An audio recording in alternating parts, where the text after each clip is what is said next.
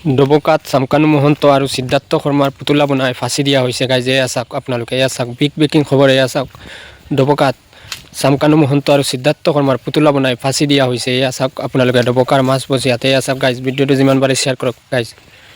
হয়, আমাৰ প্ৰাণৰ শিল্পী জুবিন গাৰ্গ ডাঙৰীয়াৰ যি ৰহস্যজনক মৃত্যু, আৰু সেই ৰহস্যজনক মৃত্যুক অসমৰ ৰাইজে পৰৱৰ্তী সময়ত যিকেইগৰাকী ব্যক্তিক দোষী সাব্যস্ত কৰিছে বা দোষী বুলি ইতিমধ্যে প্ৰমাণিতও হৈছে ৰাজ্যৰ আদালতত।